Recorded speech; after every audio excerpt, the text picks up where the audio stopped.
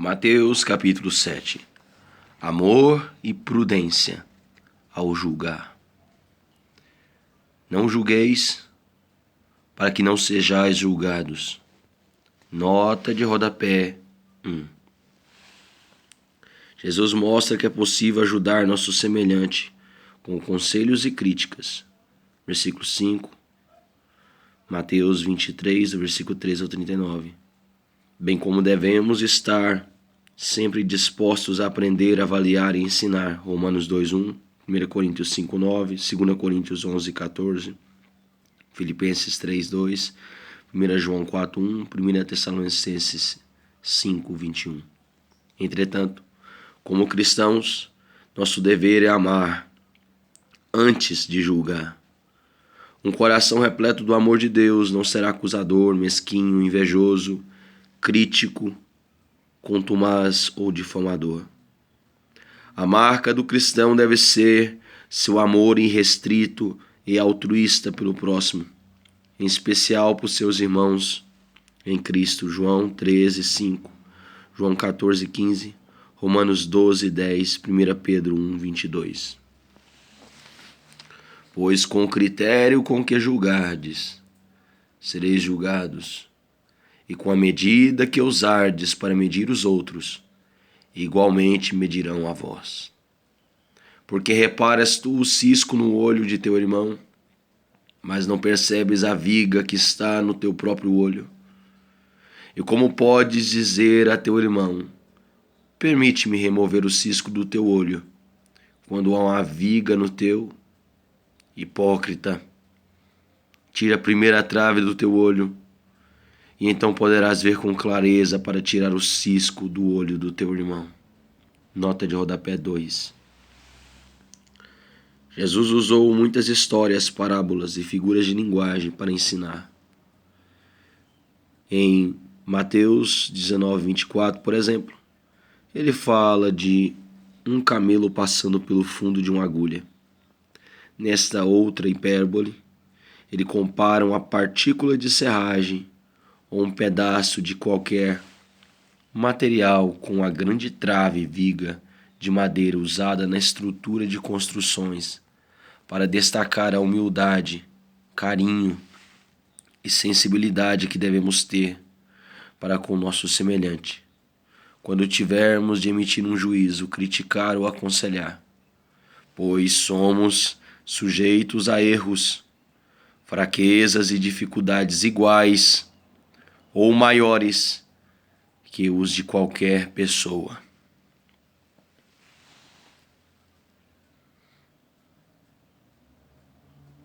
Não deis o que é sagrado aos cães, nem joguei aos porcos as vossas pérolas, para que não as pisoteiem e, voltando-se, vos façam em pedaços.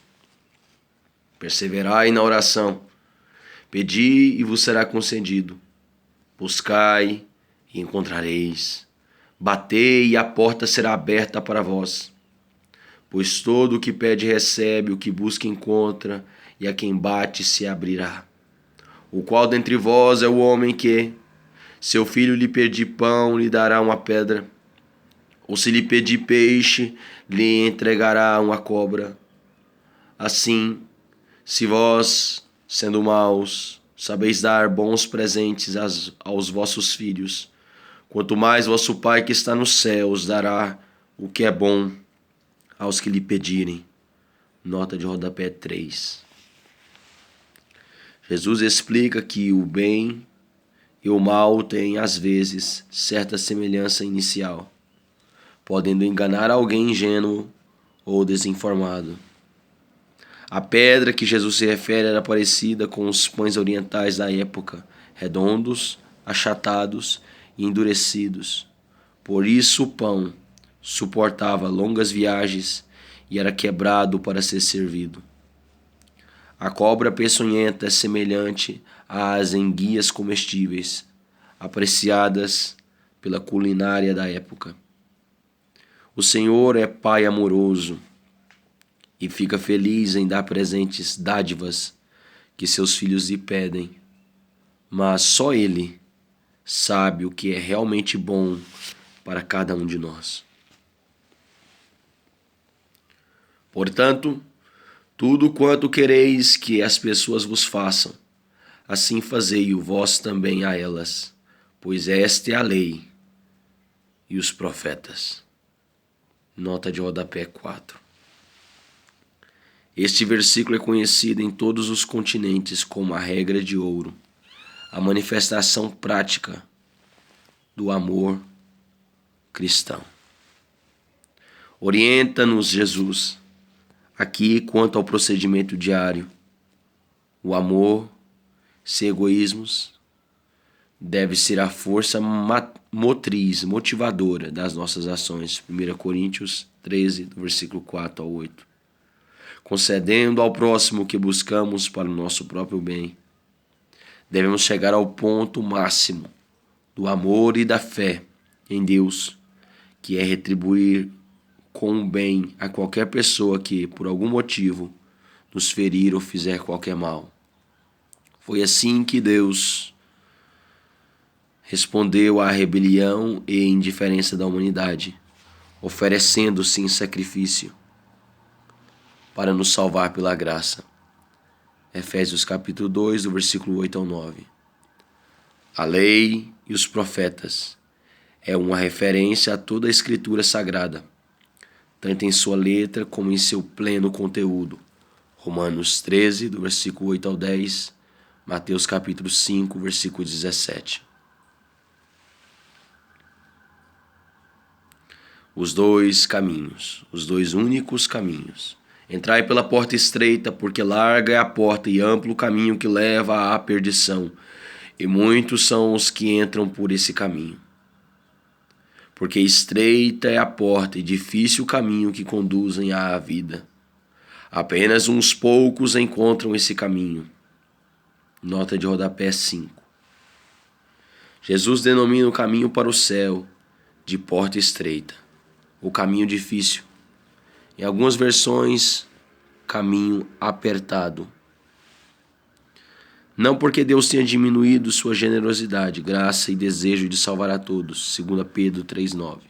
Ao contrário, estamos vivendo a época da graça onde todos, mais do que nunca, são bem-vindos ao reino de Deus.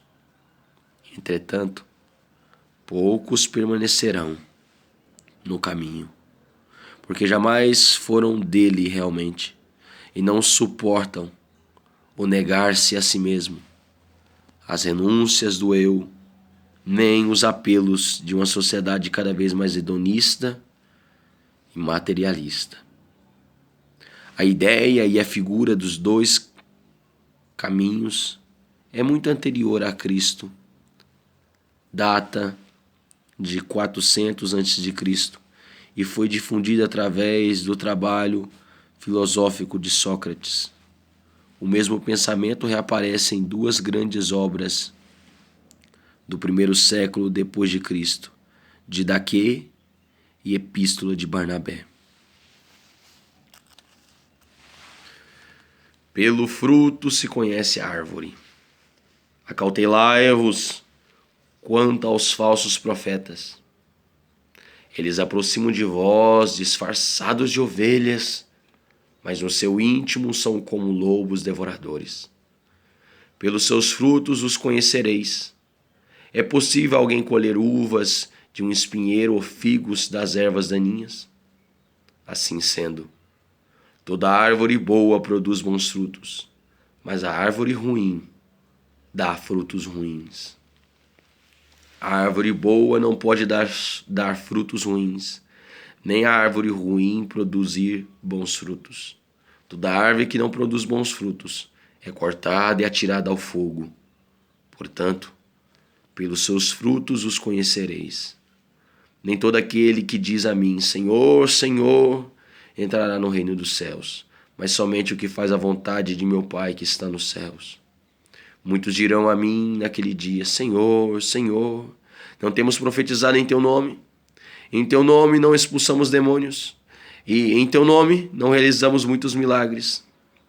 Então lhes declararei, nunca os conheci, afastai-vos da minha presença, vós que praticais o mal. O sábio e o insensato. Assim, todo aquele que ouve estas minhas palavras e as pratica, será comparado a um homem sábio que construiu a sua casa sobre a rocha. E caiu a chuva, vieram as enchentes, sopraram os ventos e bateram com violência contra aquela casa. Mas ela não caiu, pois tinha seus alicerces na rocha.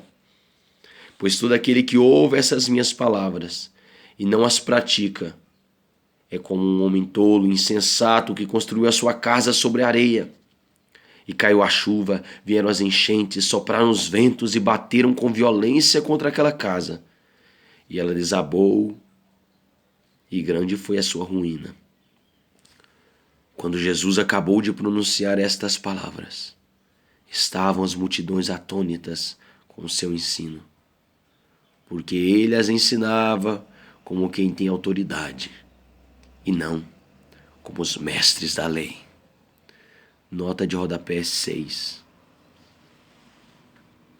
Os doutores da lei, em grego, gramateis, nomikoi, e os mestres da lei, em grego, nomodidaskalos, eram técnicos no estudo da lei de Moisés, a Torá. Em princípio, era uma função reservada aos sacerdotes. Esdras, um homem de Deus, acumulou as funções de sacerdote e escriba, em hebraico, soferim. Veja em Neemias 8:9. Com o passar do tempo, os escribas se tornaram extremamente formais e espiritualmente estéreis. Além disso, muitos se envolveram com o partido político dos fariseus e deixaram de ser imparciais em relação ao ensino da lei. Jesus, entretanto, ensinava com exousia, em grego, poder sobrenatural, que a todos deixava maravilhados, pasmos, atônitos. 1 Coríntios, capítulo 2, versículo 4 ao 5. E isso despertou a inveja e o ódio de muitos líderes religiosos contra Jesus Cristo.